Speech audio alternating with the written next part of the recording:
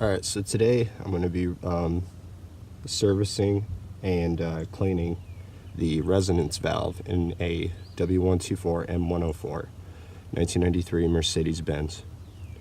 If you were wondering what the resonance valve is, it's a little flap that controls the air and fuel, well, actually just the air, well, maybe, yeah, the air and fuel mixture inside the intake manifold, which is this guy.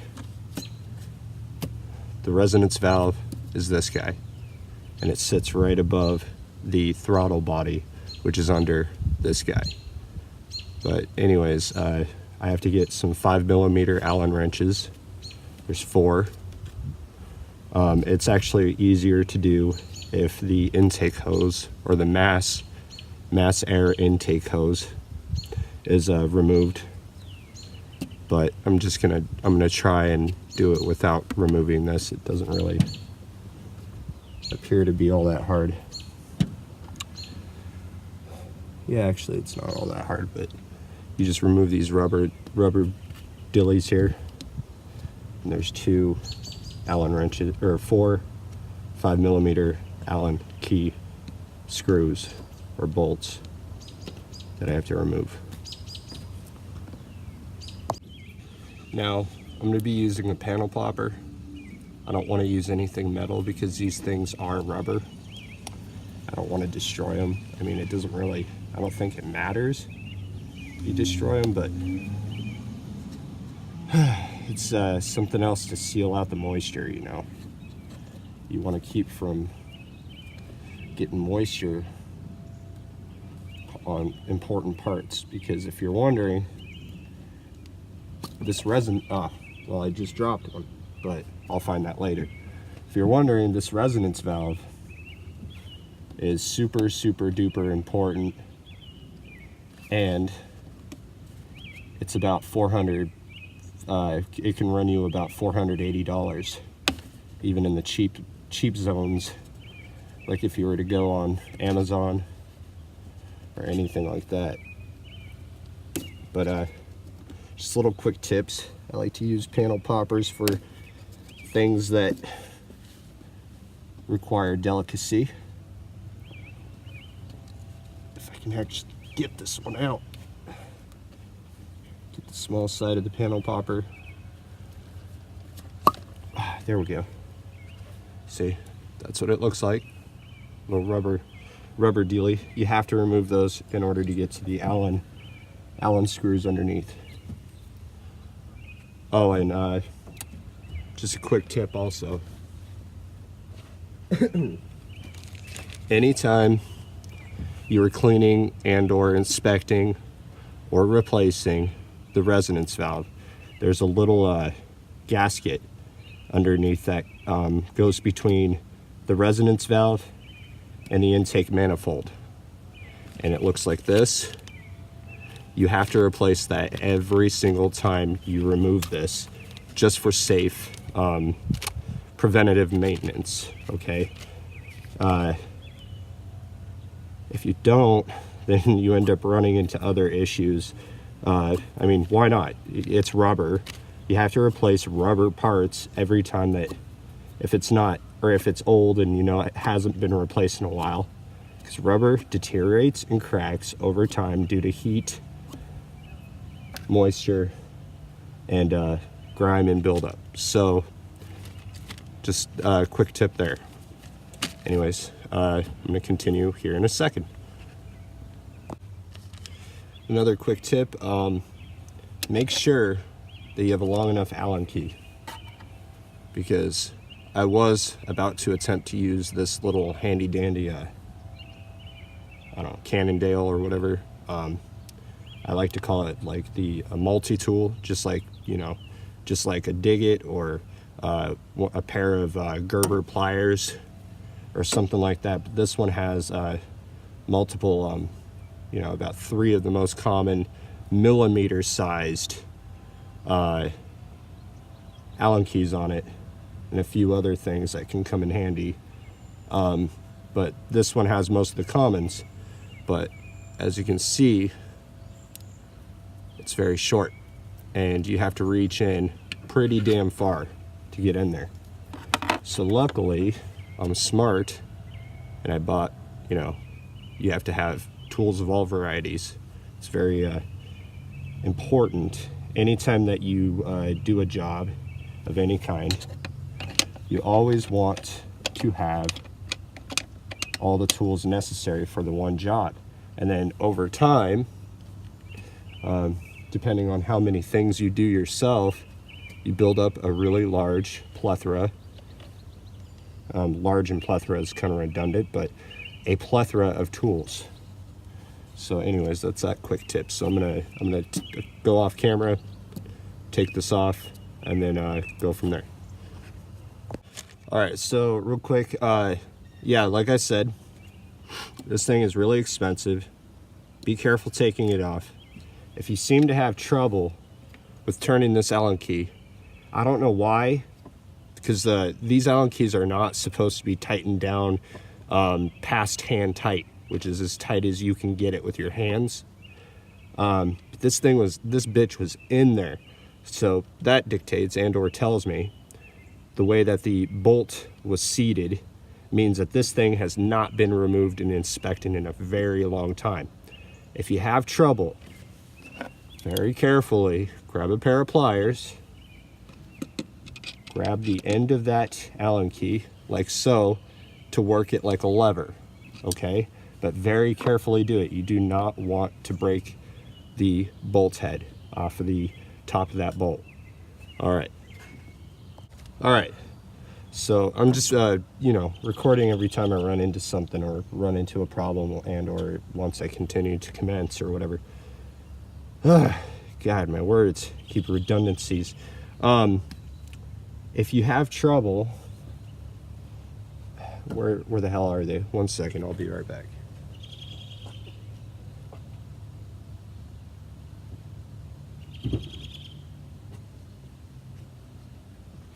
All right, so if you have trouble doing it with a normal pair of pliers, all right, it helps to use vice grips. Now these vice grips are small. I have a bigger pair that come out about, I don't know, this one, it's that big.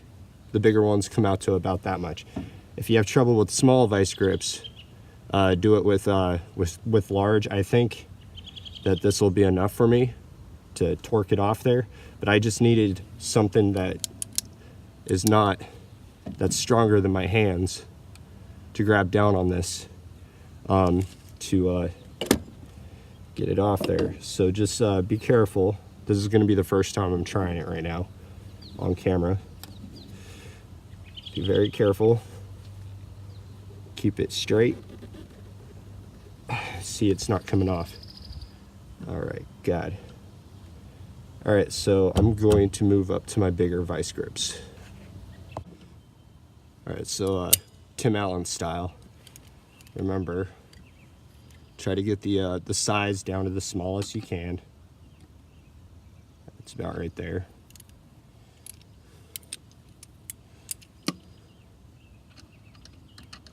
Try to be as concise and straight as possible.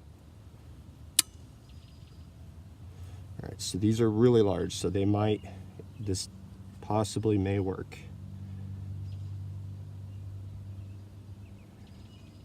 Lefty loosey. See, hear that? All right, hopefully I didn't break the bolt. Looks like it's fine. And we're good. I'm just gonna keep recording, why not? I do this live, but that would be way too much tedium. And you guys would just like, nobody would watch that. But I'm doing this for YouTube and for Facebook, whatever. Because hopefully, I have a younger brother, he has an A-class Mercedes. Those are a lot newer than these guys. See, this is what the bolts look like. Oh God, now I fused the Allen wrench in there.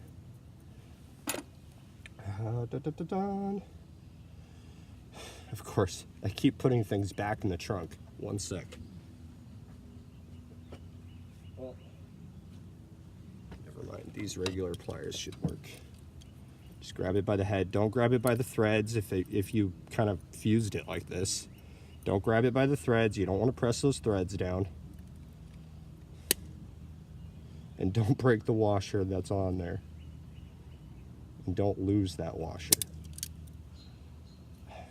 Yeah, I'm gonna have to grab the other vice grips. Or just use the vice grips I have. Well, don't want to bend it either.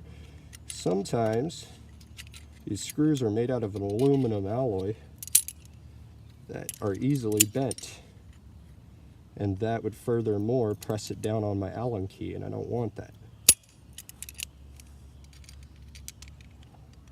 If it stopped shaking. Too much freaking coffee, huh? All the time. That's the only way I can get up in the morning. Alright, so it seems to be there. I have a little bit of play. So, like so. And it looks like it's fused that way, so bam. So, I mean, if it's fused in a weird kind of way, just do the opposite direction that you turn to get it out. Now, as you see, where's the camera? Right there, it's nice and healthy. We're fine, no stripping, that's good. Like my mom. Alright, so we're gonna take the other one out. Always have like a cup, or like I like to use the lid to a WD-40 can. To keep all of my small screws in, because nothing's worse than losing screws and not being able to find them. I know, because I've lost a few damn screws on this thing, and I ended up having to basically guess the bore size, guess the diameter of the bolts that I was removing. Alright, well, this one's not coming up as easy because I didn't fuse that one. That one was a lot easier to get up. Now we're moving on to these two. Hopefully they're not as hard either, and they seem to be. So 1 second, I'm gonna grab that WD-40 can lid.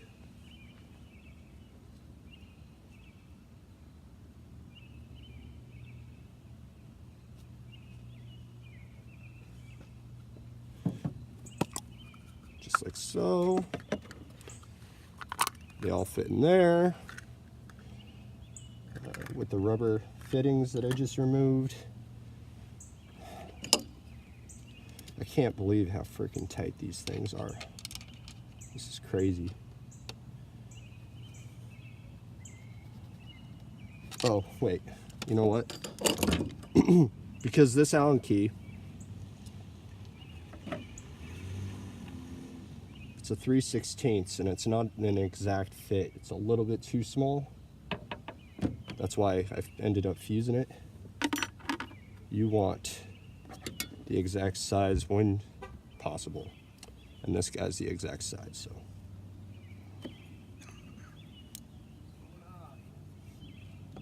Not that much. Making a video. Buddy Jesse. It's one of my cool neighbors, and he's a long-time running friend of mine. We served together, and he's part of the reason, oops, don't want to hurt that sprayer valve. He's part of the reason why I met my fiance. I will always be grateful for that.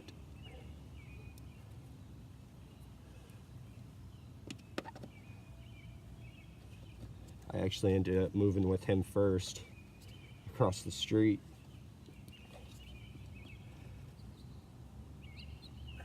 All right, come on.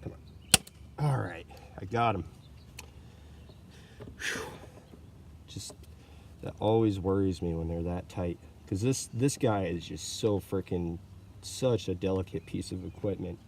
I don't know why Mercedes would Well, I know why, because they want you to spend the money on it if you break it. So, and or they want, I mean, given that I have the original title to this car.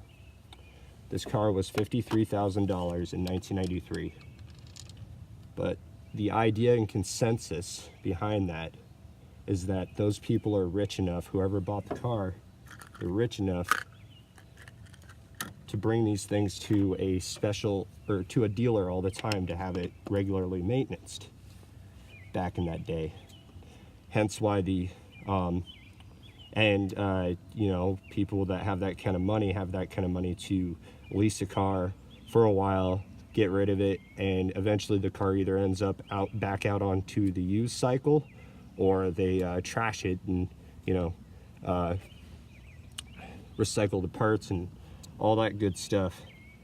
So the idea with the biodegradable wire harness was that the car would end up in the junkyard anyways, but they didn't foresee that people would actually be able to afford it 20 years later, because I bought this car at a pretty decent price from my future mother-in-law. All right, so now we're at the spot where I have to very carefully remove the entire unit. Like I said, and this sucks because this whole housing on the outside of this thing is actually plastic. And if I'm not careful, I risk either cracking around these retaining washers that are fused inside of the plastic. I risk cracking those, or I risk cracking, when I take this up, it's going to look like a little doorway. I risk cracking the shaft, which holds the flap, or I risk breaking the flap. The flap itself is a rigid piece of plastic. So it's almost a $500 piece of plastic, which is nuts, because when you open these up, and I know because I've done it before, there's all kinds of little delicate pieces.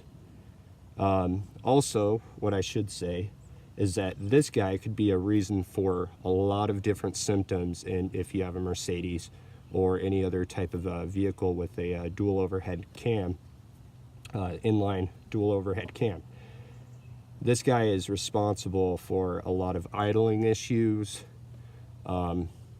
It could be responsible for a lot of things. But right now, we're going to go back to the panel popper. I don't want to use a screwdriver, because a screwdriver, again, I would, by using a screwdriver, I would risk actually cracking the housing. And you don't want that. So I'm going to be very careful about this. Hopefully I can get it under there enough. I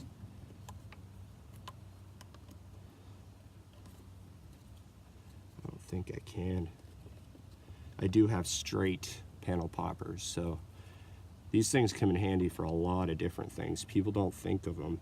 They just think, oh, it's just to remove your panels. But cool thing about learning and experimenting is that you actually learn a lot of different methods, and you start to realize you actually have more tools necessary that aren't named for the job, but they're necessary for the job.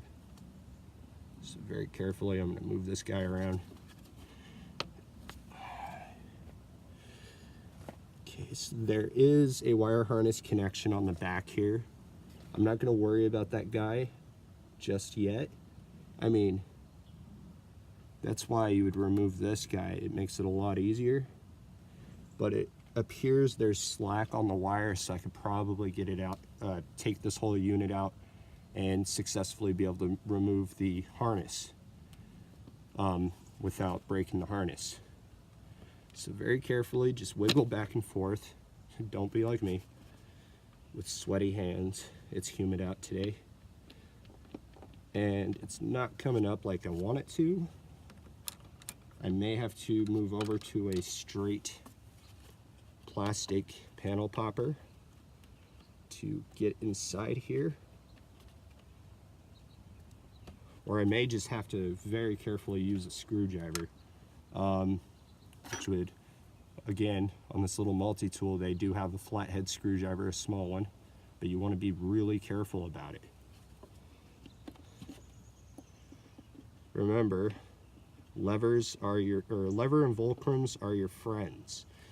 So use that to your advantage. Boom, it's starting to come up. Because I got it up good enough here, I'm going to see if I can't just use this panel popper to get deep in there and just very lightly, not too much pressure. Ooh, nice. And this guy just comes right up like that. Oh yeah, that is one dirty resonant valve. And it appears that there's oil. I'm trying to think where the oil, the only place the oil would be coming from.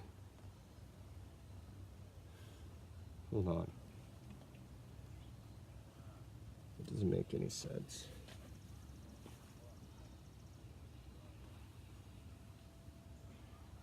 Huh. Well, the only place that the oil could be coming from on this, because it's puddled up pretty good, would be through the breather hoses, which I don't know if that's a bad thing, but it could be sucking up all that oil in there, because it doesn't appear that there's any hoses leading to it that could be possible. But anyways, all right, so I'm going to remove this guy. All you have to do is the clips. Anytime you remove a harness, clips usually press in. If you have trouble, use pliers, needle nose pliers. In this case, I shouldn't have trouble. Actually, I should. Feels like it.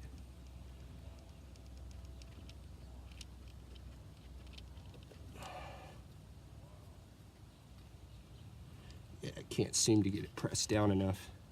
So very lightly, I'm going to set that right there. Ooh, I can pop out that screw so I don't lose it.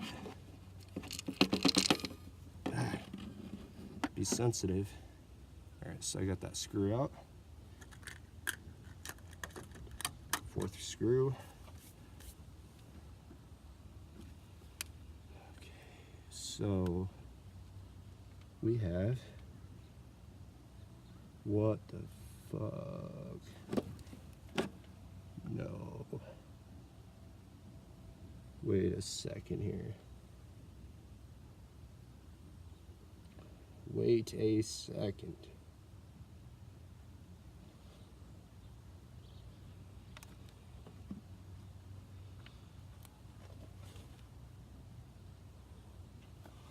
Huh.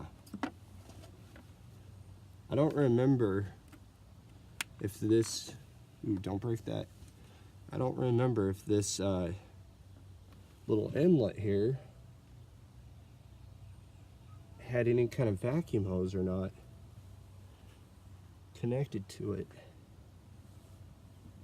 I don't see one.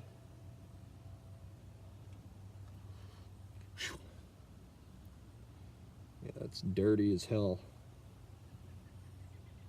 I'm gonna have to go online and see if I'm gonna have to go online and see if there's supposed to be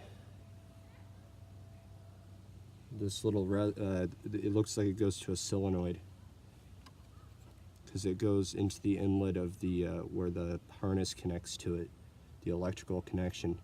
So also I'm going to take a multimeter and I'm going to do some tests to see if this resonant valve is working. The way you do that is you find out which pin. On Mercedes, on this one, there should be 3 pins. One's for constant live, one's for full power, and one's for ground. I am going to connect probably a battery charger, because it's a 12-volt source, You don't want to connect anything that's like, you know, a house wire or something. You don't want to jerry rig that way because you'll end up screwing it up. But it appears to me everything on the outside inspection looks just fine.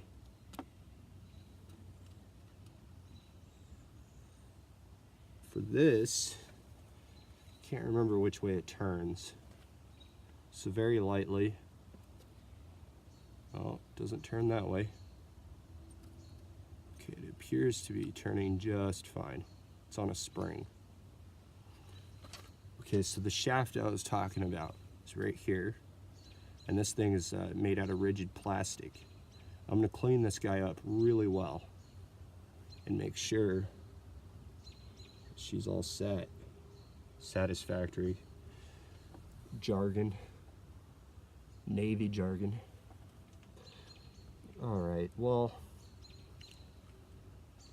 okay, I'm gonna go off camera and do some research real quick and make sure everything is visually correct. So, be back in a minute. All right, so on further inspection here, I finally figured out a couple things. There's this little vacuum hose right here. What I'm gonna do is I'm gonna take it off there. It's a little cracked, so I'm just gonna take it off and do some heat shrink tape around it. Well, heat shrink, whatever, because it goes to this resonant valve right here. So that way we have a full seal, however you guys say it, it doesn't matter. But just a little footnote. These little brass, they look brass, but they might be copper, I don't know. Because there is a little bit of blue oxidization around the top here, so I'm guessing it's copper. But taking this guy out, just be careful. I'm gonna use needle nose pliers.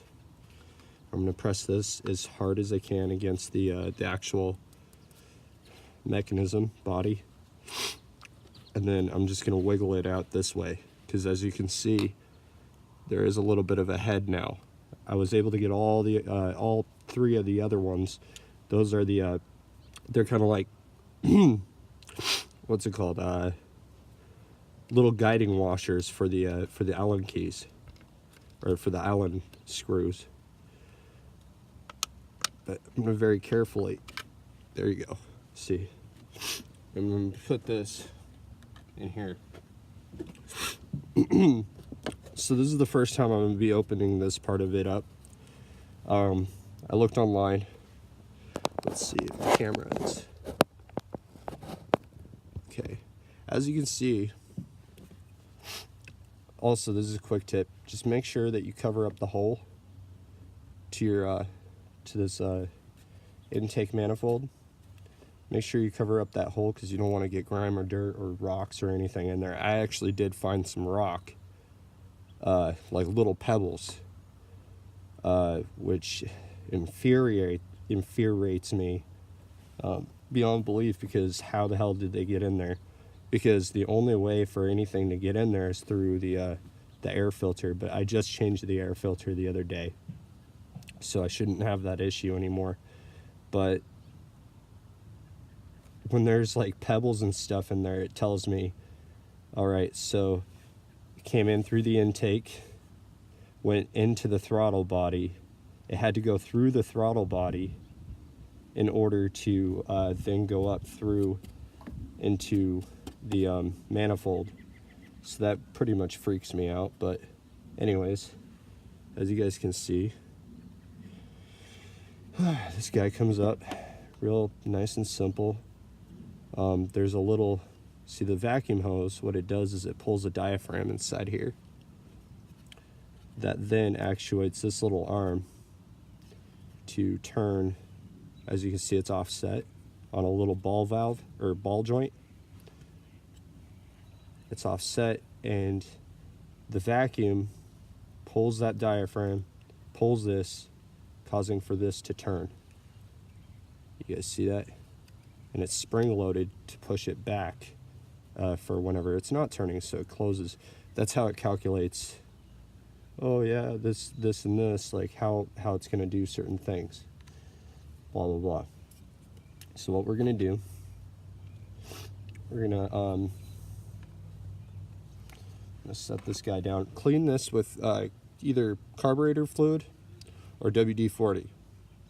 I don't really like using carburetor fluid because, well, I do, because it dries fast and everything. But if you do happen to use any kind of flammable substance to clean this, make sure it is, you know, auto approved. Don't just like clean it with any random cleaner or some shit like that. And make sure that you dry it off completely before putting it back in. The reason why I say that is because you'll end up getting really severe backfiring, or you could actually end up blowing some piston rings if it happens hard enough, and that's not a good idea. So anyways, we're gonna check out these this part right here. I'm probably gonna take out, yeah, this guy comes out. It's a little looks like a vacuum. Okay, so that comes out just like so. Beautiful. So I'm gonna blow into it. I don't recommend putting your mouth on any kind of part like this, but the thing is, I grew up siphoning gas and stuff. That sounds terrible, but I had to. We always, growing up, we always switched through to different cars and all kinds of stuff because we were too broke and poor to just put more gas in each one of our vehicles. So I grew up doing that, so it didn't matter to me. I've got gasoline and stuff in my mouth. I don't recommend that kind of shit, but it is what it is. Anyways, so I'm gonna check. This little O-ring seems to be in perfect condition. It's nice and wet with a little bit of, you might want to put like motor oil or something on these rings and stuff to keep them nice and moist so they don't crack over time. But that little O-ring looks fine. I'm not sure how this little thing works. It looks like it's a little vacuum. All right. And it appears to operate as a kind of like a, because this little vacuum sits on top of here. It appears to be like an opposing force for the electronic mechanisms in there. And it, you know, Mercedes works on a lot of vacuum hoses. The engine works on a lot of different vacuum components, and everything works together. I mean, you know, it all boils down to the simplest things in these Mercedes. The locking, all the doors lock from a vacuum pump, and I mean, everything works off of a vacuum of some sort. But anyways, so I'm just gonna blow into this a little bit, just very gently.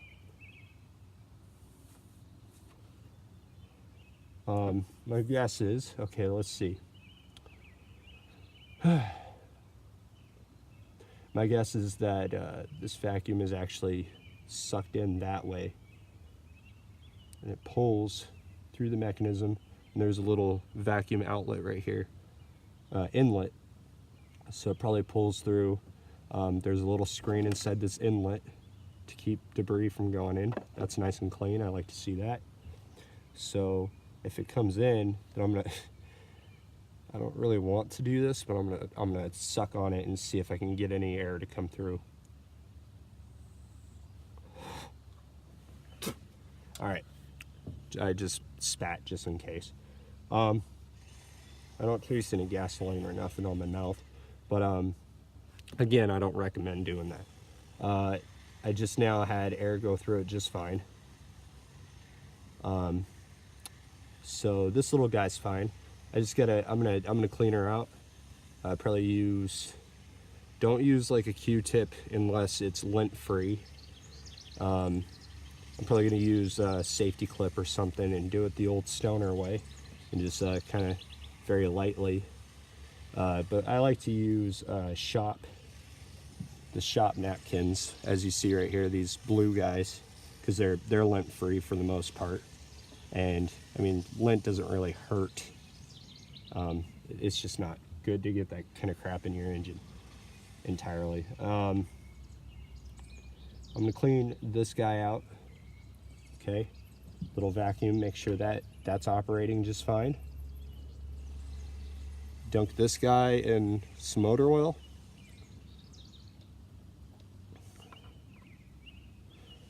Replace, I don't know if you can see, can you? Yeah, you can.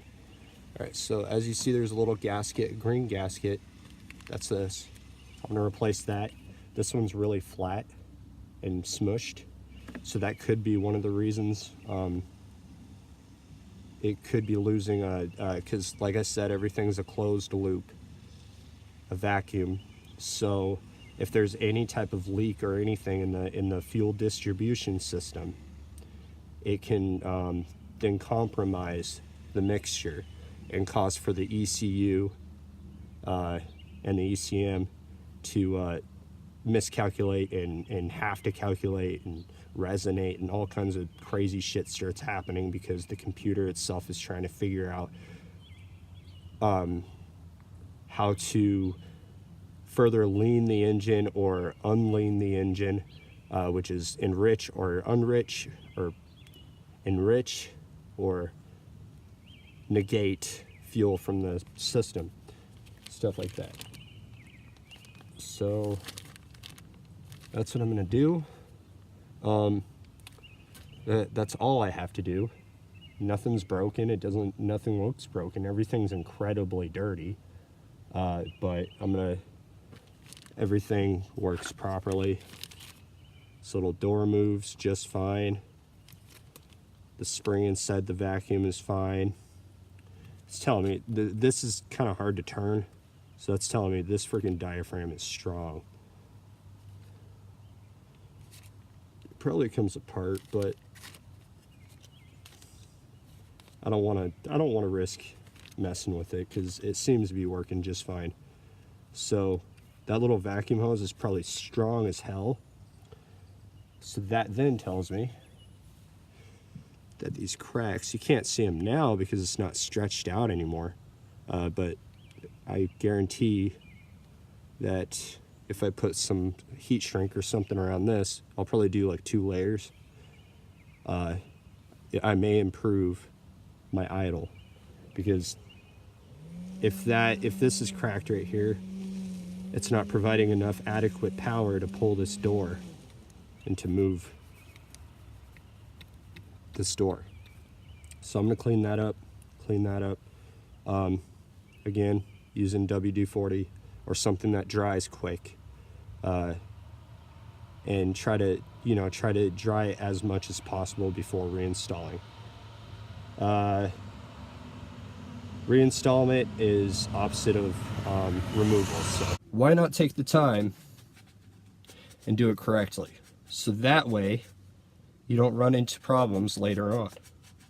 And that goes for everything in life. I mean, really, if you think about it, life is short, but that is relevant to how much time you are willing to take during each and every standing moment. Robert's philosophy tip of the day. Because if you take time to do things, you find yourself thinking back on a memory and realizing by taking that time, it feels like it took a long time and it feels like forever, and that memory is installed into your head. If you rush through life, it's easier to disassociate that memory with what you do in life. And so one day you'll be sitting on your deathbed and you'll be wondering, what did I take time to absorb?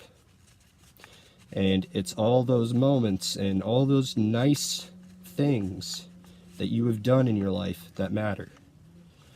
Because without those moments, you're only left with a foggy memory. Alright, so that's my philosophy of the day, but that's the end of this video.